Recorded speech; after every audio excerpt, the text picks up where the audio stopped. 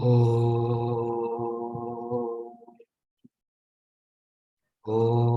Sahana Vavatu Sahanau Bhunaktu Saha Viryam Karavavahai Tejasvinavaditamastu ma Vishawahai. Om Shanti Shanti Shanti.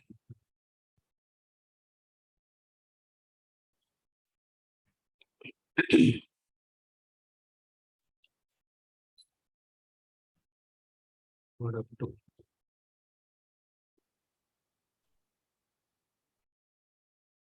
We were studying the characteristics of self-development, and we have finished self-sufficiency and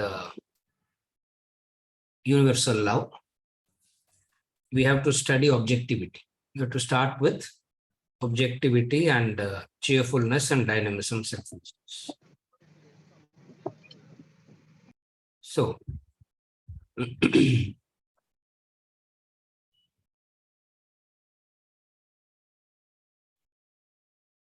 we'll start with objectivity. Objectivity. An essential quality of the spiritually evolved is objectivity. Objectivity means maintaining an impersonal, detached attitude in life, not being involved in the affairs of the world.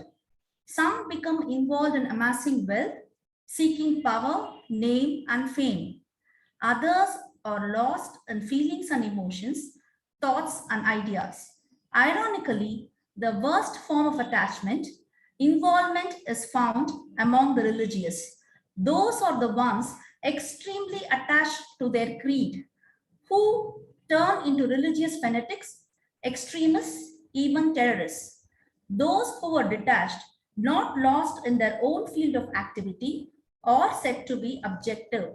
They become a witness, sakshi, to all happenings in the world. Watch the procession of perception, emotion, and thought go by. Thus must you attune to the real sakshi, the self within. Treat your body, mind, and intellect as your possessions, something other than you. The world can only affect these equipments, but not the self. Resign to the self and look at the world from the balcony of the self. That is objectivity. Cheerfulness. Another trait of the spiritually developed person is cheerfulness, which he may not necessarily manifest at all times. A spiritually evolved person is replete with cheer and joy, though he may express it discreetly. However, he maintains that feeling all through life. On the contrary, those who lack self-development, not spiritually evolved, are morose, gloomy, depressed. They suffer from mental sickness. Such people should not contaminate the society with their melancholy. They need to be quarantined to prevent their mental disease from spreading. Lord Krishna is a personification of mirth, of fun and frolic. Though his life posed continuous trial and tribulations, opposition and challenge, he was a picture of cheerfulness, effervescing with laughter. Continue. Dynamism. As you evolve to higher heights of perfection, you shed your tamas, lethargy, indolence. You become bright, active, dynamic. Those who lack spiritual development are self-centered, selfish. They suffer from mental agitation, which causes fatigue, loss of energy. The spiritually evolved are relatively selfless. Their minds are calm and composed. That generates power and energy within them. Thus, the evolved have in different periods of history shown great dynamism in their fields of activity. They have poured out enormous physical, mental, and intellectual energies into the world for the welfare of the people. Selflessness. This trait stands out above all. It is the very backbone of character and conduct of the spiritually evolved. The acid test of spirituality is one's selflessness. The lowest category of human beings is immersed in gross selfishness. They dissipate their lives in mere indulgence in physical senses, emotional attachments, and personal views and ideas. As a person advances spiritually, his ego and egocentric desires, his selfish and self-centered nature diminishes. And when he attains the highest spiritual enlightenment, he becomes totally selfless. Selflessness paves the way to spiritual progress. The above qualities are not exhaustive. They serve as guidelines to assess one's spiritual status. Study them closely. Use them to determine the passage to your spiritual evolution. The direction set thus should help you unveil yourself, reach the goal of self-realization. A few more qualities.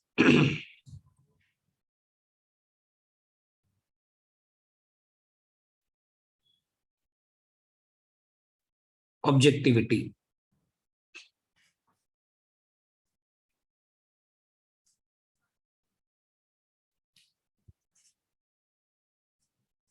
Objectivity implies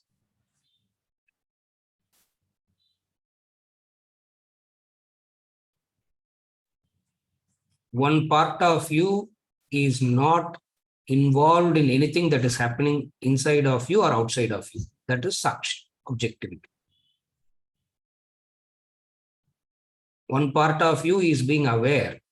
One part, when we say awareness, means witnessing it. Witnessing implies not analyzing it, not being critical about it, not being judgmental about it, just witnessing it. So objectivity is a simple, non-critical, non-judgmental witnessing. That is called Sakshi. Opposite of Sakshi is involvement. Involvement implies what? Involvement means your personality, your individuality, your mind is carried away by that, and you have lost an objective perception. That is involvement. For example, wealth. Since there is no objective perception about wealth, there is a involvement in wealth. There is no objective perception about seeking power. There is an involvement in seeking power. So, whatsoever you get involved, that involvement is opposite of objectivity. Okay, what does involvement means? Involvement means a mental state, a belief, a conviction, whatever you can call it. That is the most important facet of life, and you can do anything and everything to get that. That is called involvement. Again, I repeat, involvement means this appears to be the most important thing in life. Since this appears to be the most important thing in life, you get justified, you will start justifying doing anything and everything for that. That is called involvement.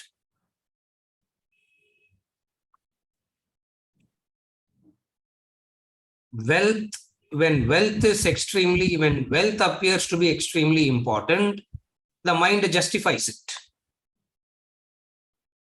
When wealth looks up extremely important, your mind will get involved in that wealth, and the mind will come up with various arguments in support of that. As a result of it, it loses the objective vision of it. Similarly, power, similarly, relationship. Anything in life, you don't see it objectively. Okay, what is objectivity? Objectivity is what you are involved with, how a third person will look at it. That's all. How you look at others, you learn how to look at yourself. How do you look at others? You look at others like how you look at the third person. But when you look at yourself, you don't look at yourself with that third person attitude.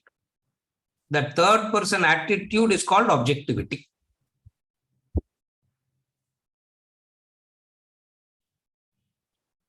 In relation to everybody else and everything else, the third person attitude of objectivity is so easy.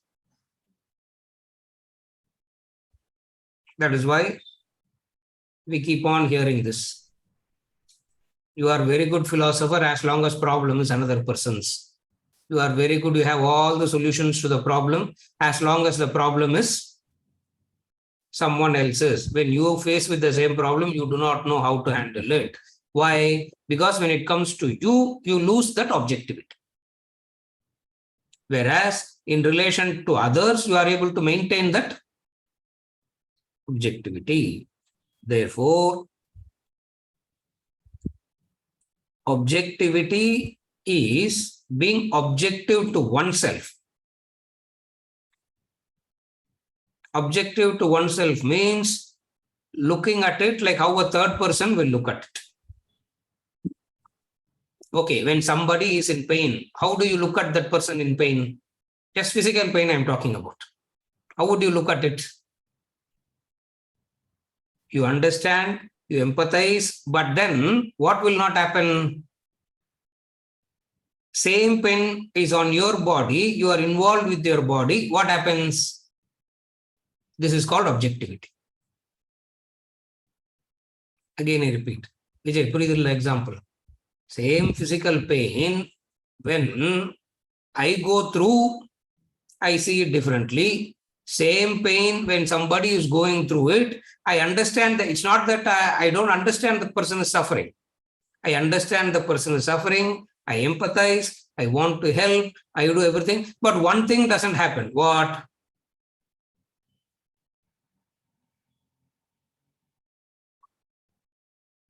When you go through the same pain, something different is happening. No.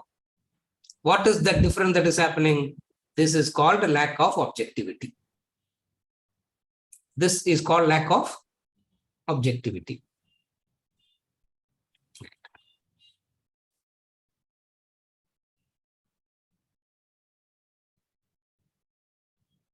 You would love to be objective to others. When somebody turns objective to you, you will not like it. You will want to be very objective to everybody, to every situation. When somebody turns objective to you, that you will not like. Your mind will not like. You will say, no, that person is very indifferent, sir. Why? Because when the other person is objective, that looks like indifference.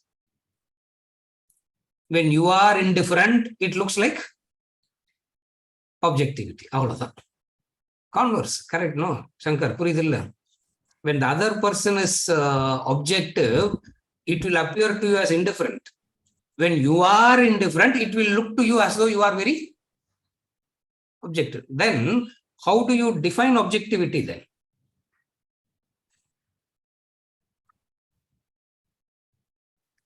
Objectivity is a understanding. Objectivity is a practice that comes out of an understanding. And what is that understanding? That understanding of objectivity is this.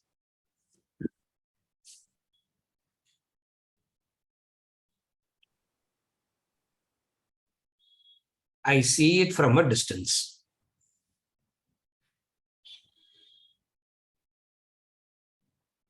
Horizontal view, vertical view, microscopic view, telescopic view. These are all the various ways by which you can learn to practice objectivity.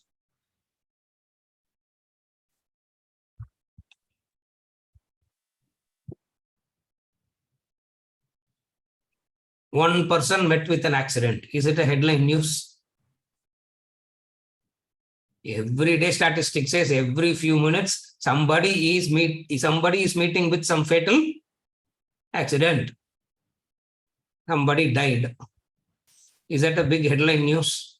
Because every few seconds somebody is dying somewhere in this planet. Isn't it? But when somebody but the depth of some affects you, whereas the rest doesn't even affect you. Why that few affects you? That is the area of your involvement. So affectation implies the area of your attachment, involvement. Sakshi Bhava is to be practiced in that area. Are you able to follow?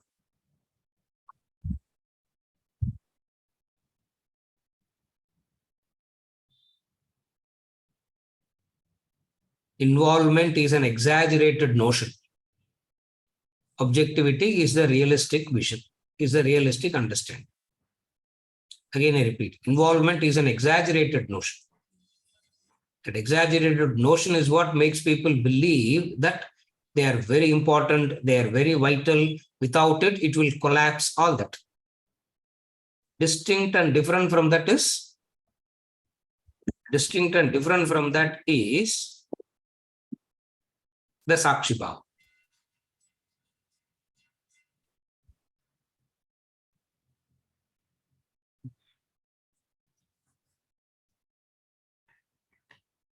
Two weeks, no classes, nothing happened to anybody. No. What happened? Did anything happen? No, that's all. Life continues, whether it is there or not. This is objectivity. You know that things move on, and you don't give yourself an exaggerated value. Involvement is when you give yourself an exaggerated value. Objectivity is minus that exaggerated value, you look at yourself rightly.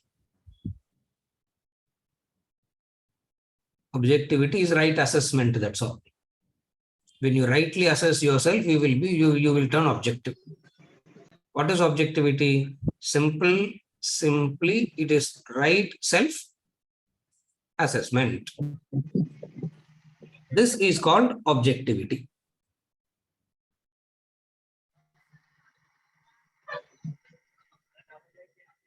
From the highest standpoint, what is Sakshi? Now, these are all practice of objectivity that we spoke at the relative level. What is objectivity at the highest level?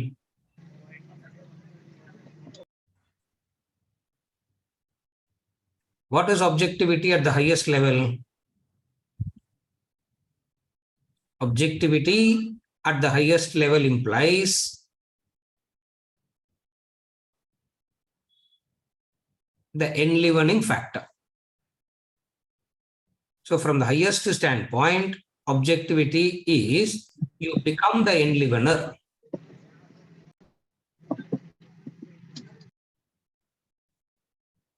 Once you become the enlivener, there is no. The enlivener enlivens everything, but doesn't get involved in what it is enlivening. The oft-quoted examples is the sun, the light on the stage for objectivity. At the highest level, the often quoted examples for objectivity is what? The sunlight. Vidyaranya gives example of Nataka Deepa Prakarana, light on the stage. The light enlivens everything that is happening on the stage, but the light is not affected by whatever that happens on the stage. Without light, nothing can happen. And yet, the light is not responsible for anything that is happening. This understanding is called objectivity. That is from the highest standpoint. Here we are not talking about it as the highest standpoint. We are trying to discuss it at a relative point of how we can understand where something can be practiced. Objectivity in relation to the object and beings around. Objectivity in relation to your action.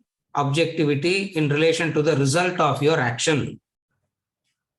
These are all steps in objectivity. Objectivity is looking at the objects and beings outside of you rightly. Then objectivity is your doing and the results of your doing. If a person can practice objectivity in these two areas,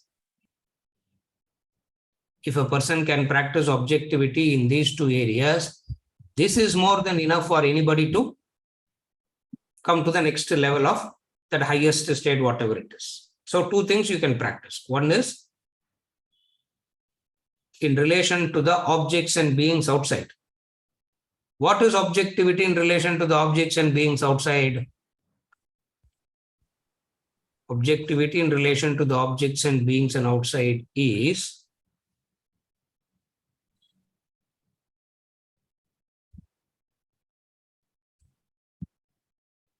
as they are, you look at it, not what you get from it, not what you like it. Objectivity in relation to the external world will bring about a harmonious relationship. Where there is lack of harmony in relationship is because of lack of objectivity. So wherever relationships are breaking, it is because of lack of objectivity. What is objectivity means? Seeing it as it is. At least I should learn how to see at least I should be able to see the world at least I should be able to see the external world properly, rightly.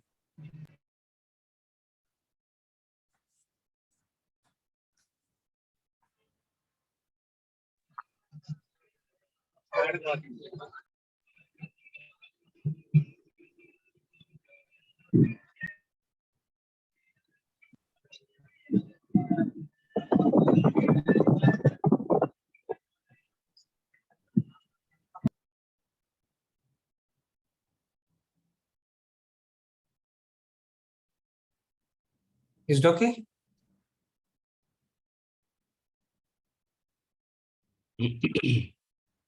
So, objectivity in relationship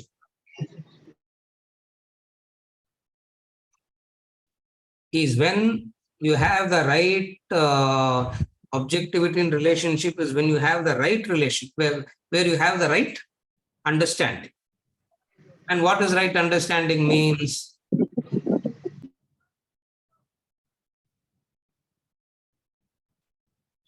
Right understanding is what we always call as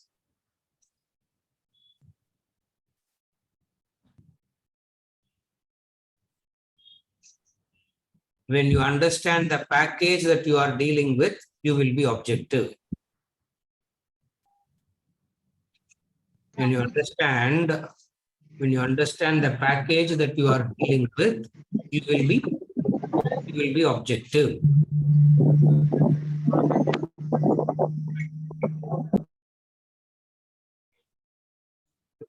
When you deal with anything outside of you, any association, it could be an object or it could be a being. It could be an object or it could be a being.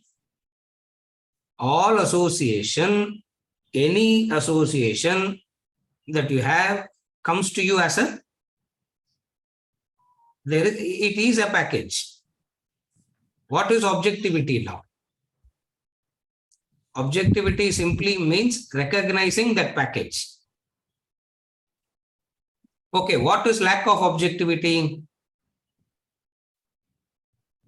Lack of objectivity is you try to convert the package, you try to modify the package, you want to change something in that package to suit you. This is called lack of objectivity. That's all. Again, I repeat. In every association, you understand the package. And something in the package is not, some aspect of the package is not pleasant, appealing. You don't like it. Now what do? obviously what will you do? You will want to, obviously you will want to modify, change, do something about it. In that very attempt that you do all this is lack of objectivity. Okay. When you are trying to do the same thing to another, what the other is doing, you are trying what A tries to be, what B tries in return. The same thing to A. Therefore, there is no relationship, which is called as lack of objectivity. Understand the package, and then you make a choice to relate or not to relate. Having made the choice, you have no choice but to deal with the package. This is objectivity. Okay, first you didn't understand the package and you made the choice. Now what do you do? Now what do you do?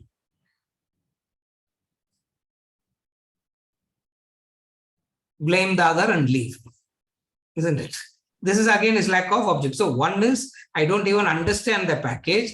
Another is having understood the package, I won't be able to digest it. I won't be able to accept it. So somewhere down the line, what is involvement? From this you understand what happens as involvement. So what is involvement?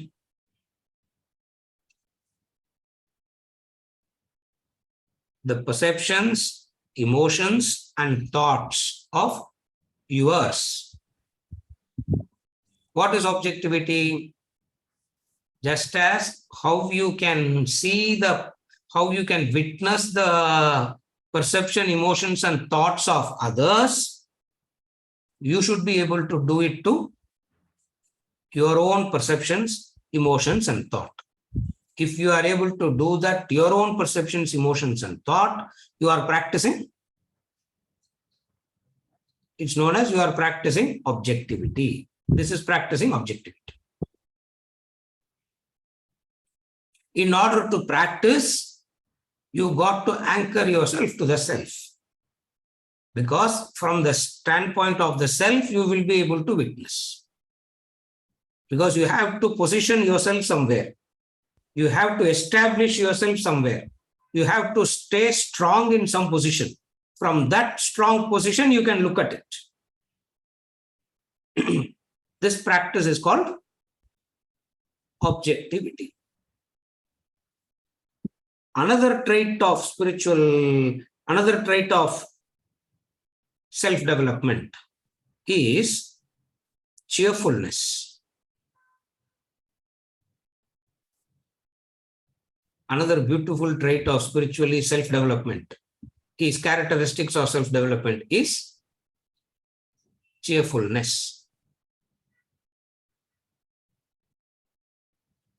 So cheerfulness doesn't mean laughing all the time.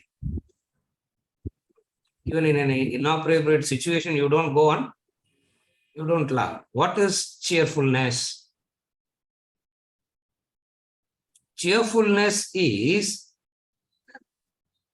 where you feel light inside, as opposed to always a burden sitting on you. Again, I repeat. Cheerfulness is a consequence of feeling light.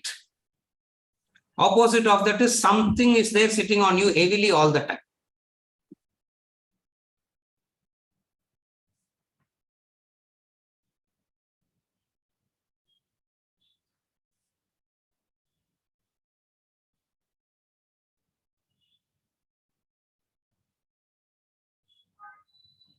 One of the beautiful quality of a human being is to smile, to laugh, to be cheerful.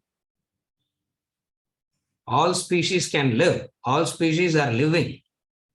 But this cheerfulness you can see there are certain unique qualities you can see only in a human. What is that?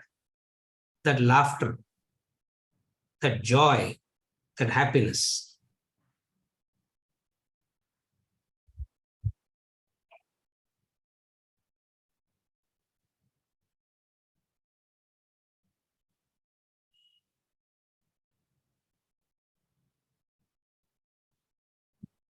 invariably, opposite of cheerfulness is being serious. What is opposite of cheerfulness? Being serious all the time.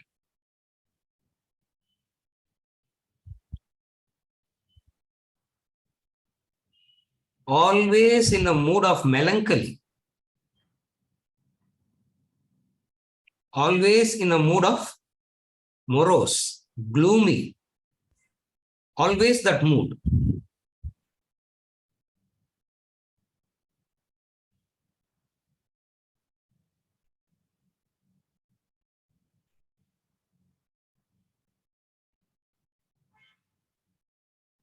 And that gloomy state, that lack of that lack of cheer, that that mental sickness,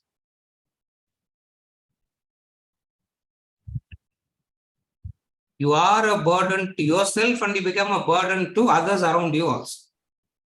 Not only you are a burden to yourself, you become a burden to others too, isn't it?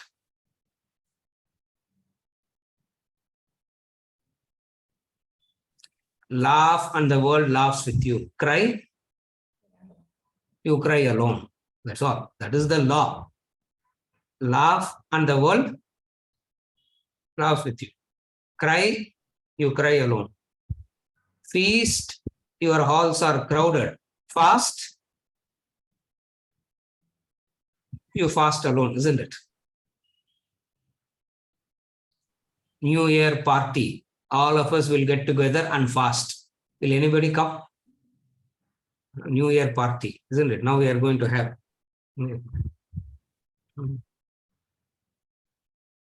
What is a New Year party? All of us are going to be fasting. Will anybody come to join? Okay, will you be interested in the first place? If anybody is spreading melancholy, will you be interested in associating? The very thought of that person becomes a burden to you. But when you do that, you don't even know that you are a burden to yourself and you are a burden to the. So Ramtirtha says, your primary obligation is to be cheerful. Ramtirtha says, somebody asked Ramtirtha, what is the primary obligation of a human being? He says the only obligation, only duty of a human being is to be cheerful. If you are not cheerful, lock yourself up in the room. He says, don't come out. If you want to lock yourself up in the room, if you are not cheerful, switch off your mobile, isn't it? If you are cheerful, keep the mobile on. If you are not cheerful, switch off the mobiles. Why? Don't spread the disease of melancholy. Don't spread the disease of melancholy. That's why in this tradition, we call Krishna as Purna Avatar. Why? Because the only God that is cheerful, dancing, smiling, doing everything. No gods comes smiling. No God comes laughing. No God comes dancing, isn't it? You can't imagine Jesus Christ laughing, isn't it? What will happen if there is a cheerful Jesus Christ? The whole of that religion will collapse. Why? Because permanently that man has to be in suffering so that he has to be in permanent suffering for us to be happy, isn't it? So he is put on a cross permanently.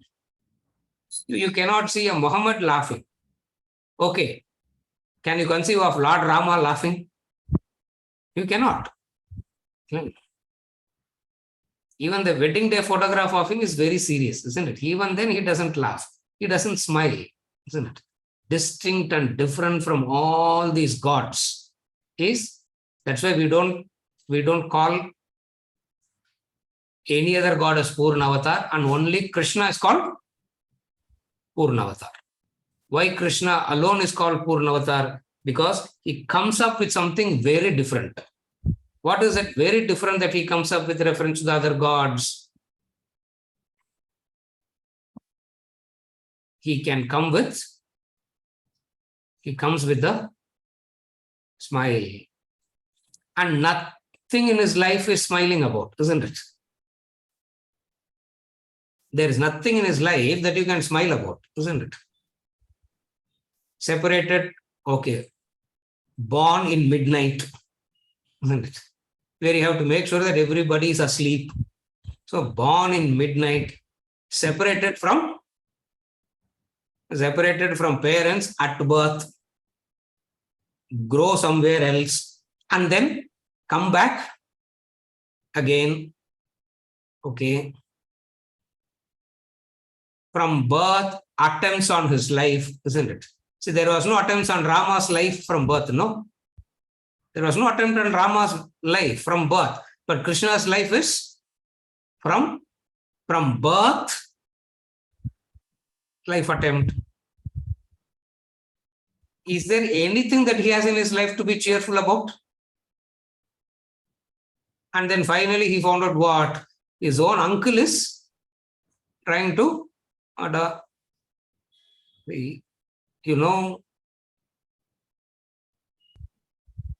of the very close relationships is the uncle. Uncle means who? That English uncle is so comprehensive word, everybody becomes an uncle, isn't it? Yeah, we are not talking about that English uncle. Yeah. Who was trying to murder him? Uncle, mother's brother. And the mother's brother is always so unique, so fantastic, so beautiful a relationship. That's why even today in marriages, that man is given isn't it? It's a remnants of that great practice where that mother's brother is more affectionate than the father, is more sacrificial than the father. That's how it is. That's how it was. That practice is what you can see even today in marriages. Correct? Rest of the time, nobody even bothers that fellow. Only on that day, they'll say, where is mama? Where is mama? Where is mama? Isn't it? That day only, I saw so many of my uncles. I saw only on my, before I didn't even knew that there were so many mamas. You follow? What is that uniqueness? So loving and so affectionate. And that uncle was trying to murder him. Today's uncle, now we won't even understand that story. We have to understand the story in the context of the uncles in those days, and that uncle was trying to murder him. Is there everything in his life? You see, nothing that is okay. Somehow he tried and settled. Jarasandha came and he drove them out of Mathura. So the whole lot migrated from Mathura to Dwaraka, come and make their own new town, new place of living, right till his end, even including his children.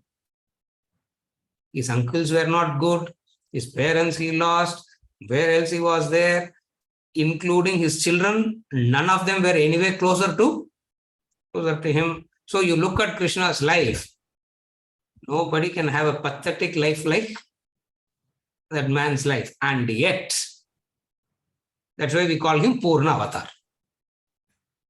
That's why we call him why this unique quality, that fantastic quality of cheerfulness. Today, religion has become so serious that a religious person has to be a serious person, isn't it? Religious personality, seriousness, not. Opposite of that is cheerfulness.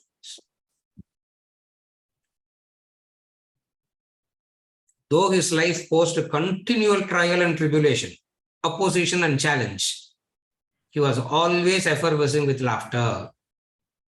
That's why in the movies and all, when they show Krishna, how will they show him? In all the movies where Krishna comes as the character, how will they show Krishna? Always he will come in laughing, smiling.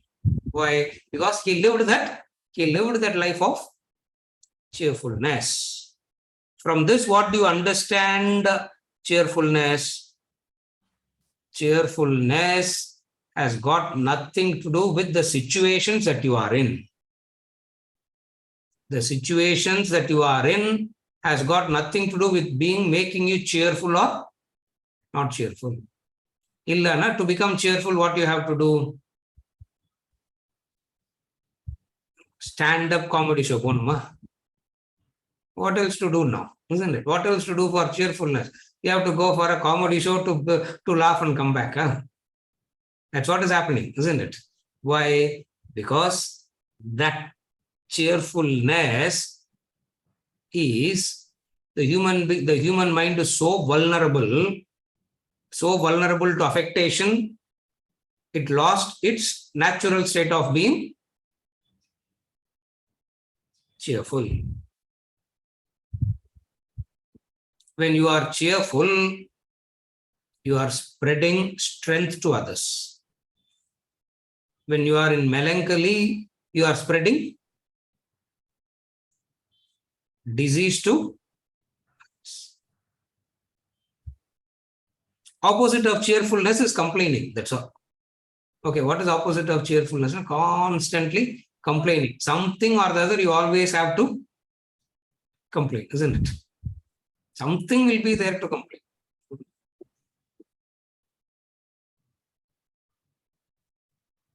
If nothing is there, children playing, that noise becomes very irritating, isn't it? Children will be playing around and that can irritate you so much. So, what is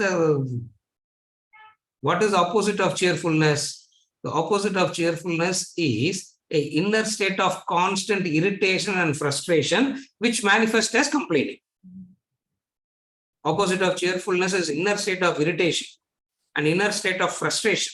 That inner state of irritation and frustration, how it will manifest as complaining.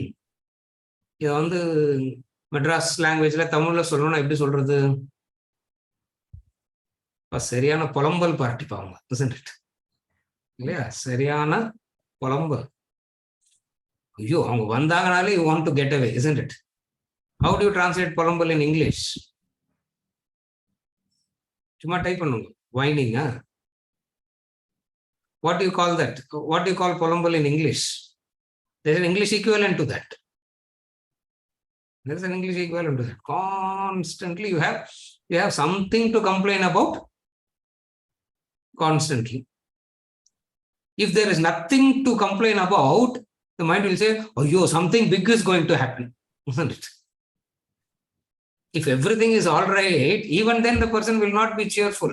They will say, oh my God, something big is going to happen. So, something big is going to happen tomorrow or future can take away the cheerfulness of the present. Yeah. Opposite of this, complaining, whining, crying, melancholy is being cheerful.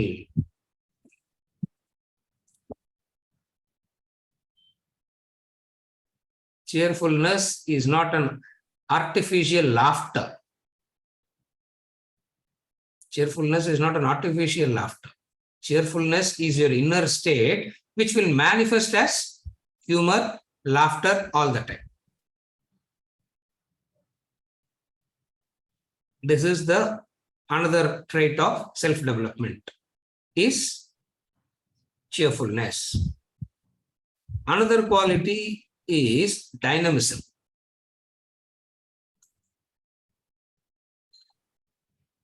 Another quality of another trait of self-development is dynamism.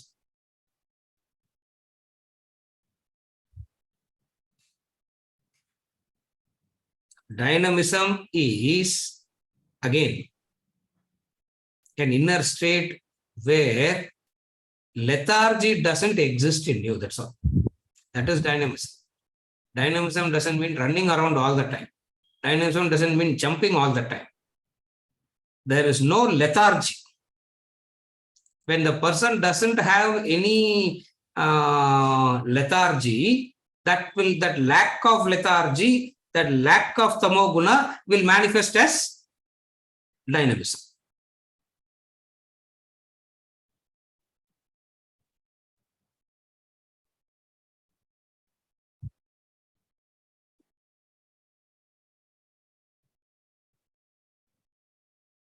Enormous energy, that endless reservoir of energy is dynamism. Okay, opposite of dynamism is what? If dynamism is endless reservoir of energy, lack of dynamism means lack of energy. Lack of energy.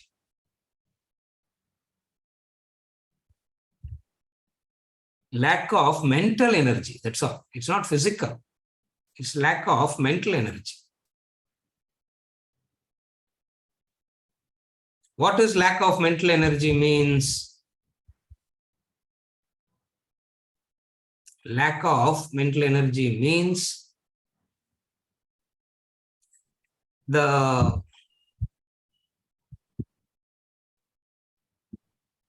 an attitude to minimize action or avoid action. Minimize action or avoid action. Okay, after you minimize action and avoid action, what will you do? You can become lethargic, inactive. So, dynamism is absence of lethargy.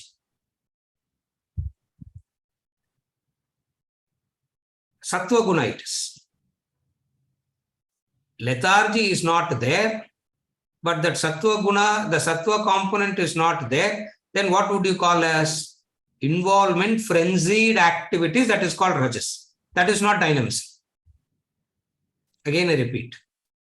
Tamas is lethargy. Rajas is frenzied activity. That frenzied activity cannot be called as dynamism. That frenzied activity is not dynamism. Because in frenzied activity, there is the fatigue, the mental fatigue. In dynamism, there is no mental fatigue. And we don't even know how to distinguish between the physical fatigue and the mental fatigue. And none of the bodies are fatigued nowadays, and all the mind is fatigued. Isn't it?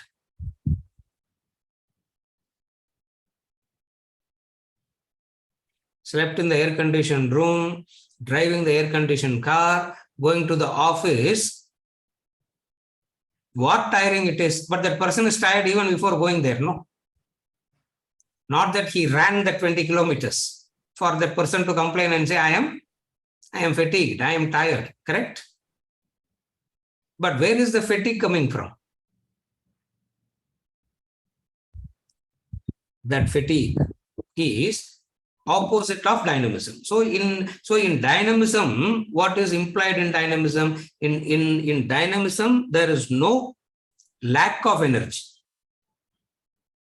Absence of fatigue is dynamism. And this dynamism should not be misunderstood as frenzied rajasic activity. Rajasic activity, activity predominantly having the sattvic component is dynamism. Predominantly sattvic component activity is called dynamism. Predominantly rajasic component activity is called frenzied activity. Okay, sattvic component supporting illa. Frenzied activity also stops. What is that state called? That state is called tamas. So, when these two aren't there, what do you end up with? Where do you end up in? You end up in tamoguna. the last trait. When you say last trait means they are not exhaustive, few indicators. Another indicator is selflessness. And the selflessness is the very backbone.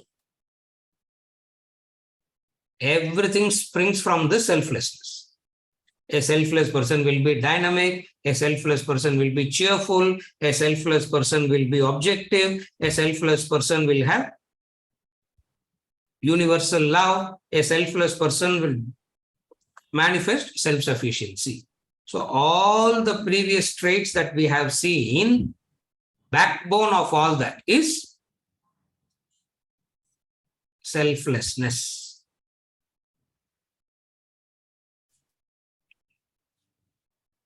Selflessness paves the way to spiritual progress.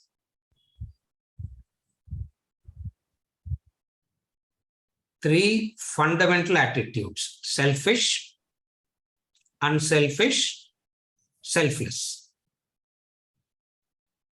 Selfish, agitations, very clear. Unselfish, temporary state of mental well-being, unselfishness. Again, I repeat. Did you hear me rightly? What is unselfishness? A temporary state of mental well-being is unselfishness. The classic technical terms for that is papam, punyam, a path beyond these two. Punya punya vivarjita pantaha. Bhagavad Gita. Bhagavad Gita says, what is selflessness? Punya punya vivarjita pantaha. The path that transcends both punyam and apunyam. Instead of apunyam, you call it as papam. So three mental states. What are the three mental states? Selfishness. That is naraka, agitations. Unselfishness. Swarga, happy, for a while. Distinct and different from these two is selfless.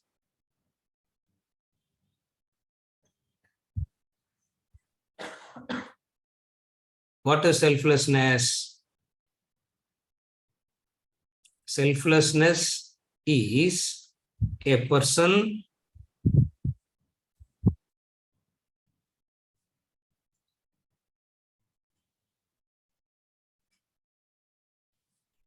when the ego melts, when the selfishness reduces, that person turns selfless.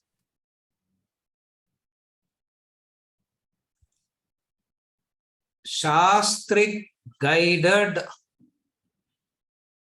higher emotions and values is called selfless. Understand the difference between a person naturally feeling sympathy, compassionate vis-a-vis Shastric guided. When Shastra guides it, then it turns into selfless. If Shastram, if it is not guided by the knowledge and understanding, by the Shastra, you simply manifest some positive emotion, and that manifesting of the positive emotion for a while keeps you in a good mental state temporarily, only to lose that. Only to lose that. That is why so many people, I try to help people, sir. I tried to be good. I tried to help and all, but nothing worked. Why? Because it wasn't that wasn't guided by the knowledge. When unselfishness is guided by knowledge, Vedanta, it turns into selflessness. Definition Purida? Vijay. Unselfishness, when it is guided by the knowledge, it turns selfless. Without Shastric guidance, it is just, it is a simple emotion, which is very good, keeps you in a positive state of mind for a while, only to lose it faster. Why we call it as temporary? because of Shastra not guiding it, because of knowledge not guiding it, you develop, along with the so-called good emotions, you develop expectations also. You develop certain expectations, you develop certain things. So what happens? That brings you down. So what is selflessness? Selflessness is the positive emotions guided by knowledge. So when the positive emotions are guided by knowledge, the ego melts. Otherwise, the good people are the most arrogant people. The so-called spiritual people are more arrogant. The so-called spiritual people are more egoistic. Why? Because comparatively they can say they are better than the rest. When others are all doing wrong things and bad things, I'm being very good and sacrificial. No. I'm being very unselfish. I'm being very sacrificial. And the very unselfishness and sacrifices itself makes your ego stronger. It means what? You don't spiritually evolve. So what is selflessness? The backbone of character and conduct of the spiritually evolved. The character and conduct of the spiritually evolved is selflessness.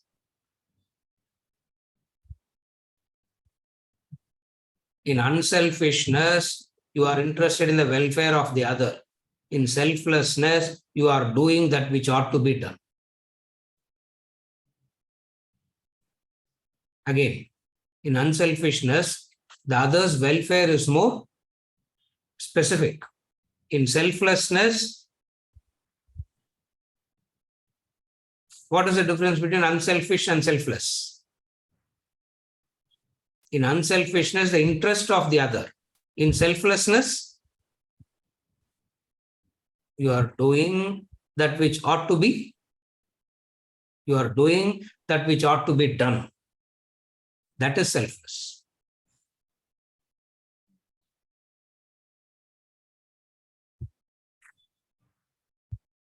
The goodness should not consolidate your ego. The goodness should melt your ego. Then it is selfless.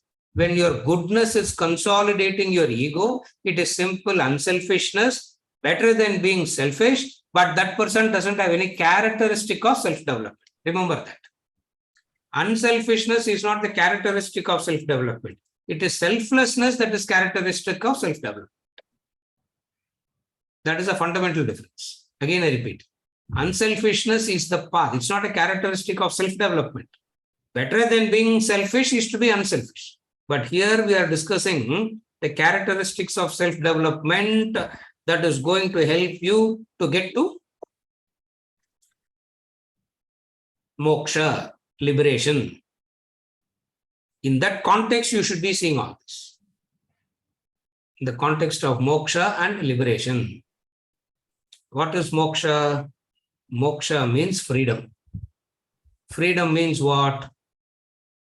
What is, okay, when will you seek freedom? When will you want freedom? Only when you feel shackled. Only when you feel chained, only when you feel bound, you want freedom.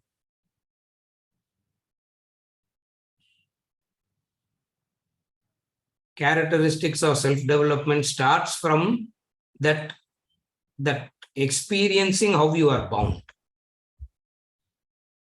Not in pockets, not in specific persons, not in specific situations. How you are bound, how you are chained completely, how you are bound completely. Otherwise, everybody is experiencing bondage in relation to one or two persons, one or two situations. That's why they say, Abba, our train the tapcha freedom, sir, isn't it? Our train, if I escape from that person, I am free. If I escape from the situation, I am free. It is not escaping from a specific person. It is not escaping from a specific situation. That is not moksha. That is not freedom. That is simply moving from one chain to the other chain. It's simply moving from one bondage to another. Even before you suffer from one bondage, and what is the solution to that suffering? Another bondage. Look at the madness of the mind. It will suffer from one bondage, and it will want freedom. And what it thinks as freedom is another bondage. But for you to know that it is a bondage, it will take 20 years, no? That 20 years is happiness, sir. Therefore, selflessness is a ego that is not consolidated by goodness. There is a good ego and then there is the bad ego. And the good ego is more dangerous than the bad ego. Selflessness is absence of good ego. Remember that. Unselfishness is good ego. Okay, selfishness na bad ego nu vechukongo. Unselfishness na good ego. Selflessness is, what is selflessness? No. Don't say no ego. You will never understand that. Selflessness na say no. Another. No good ego.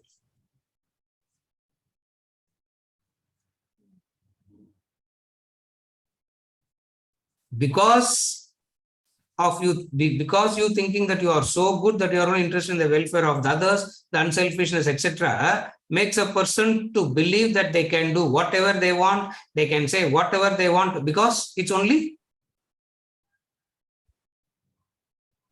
அவங்க நல்லதுக்கு தான் sir சொல்றேன், கேட்க மாட்டேன்றாங்க. Selflessness says just do what you selflessness says just do what you ought to do. So on a practical plane, understand it like that. Selfishness is bad ego. Unselfishness is good ego. Good ego more dangerous, bad ego more dangerous. I will always say bad ego is better than the good ego, because at least the bad ego will feel guilty, will try to make corrections. The good ego says, I am perfect already. The good ego says, I am perfect already, I am right already, I am good already. Therefore, what is selflessness? Selflessness is freedom from the so-called good ego. Therefore, the very backbone of character and conduct of the spiritual person is selflessness. Selflessness means lack of ego. And how to understand it practically? Lack of good ego. That is why you will never, that's why a selfless person will never ask this question, why good people are suffering? Everybody has this problem, no? Why good people are suffering, sir?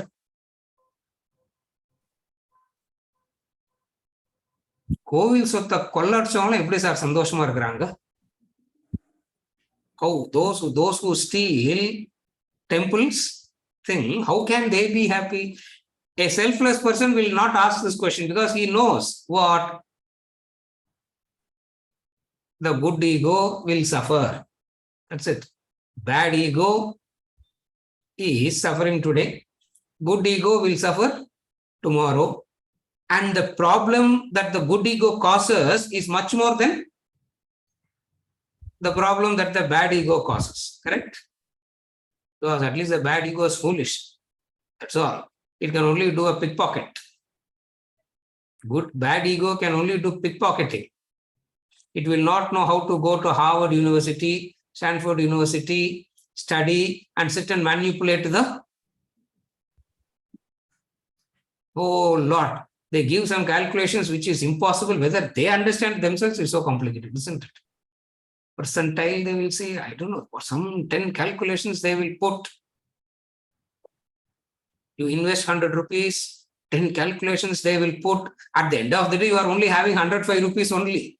But looking at the calculations, you think that you should be having 140 rupees. Shankar, correct? Huh? He also gives calculations like that only, isn't it? CAPGR, 3 வருஷத்துல இவ்வளோ 5 வருஷத்துல இவ்வளோ 10 வருஷத்துல at the end of the day bond இதான், isn't it? So what is this selflessness means? Absence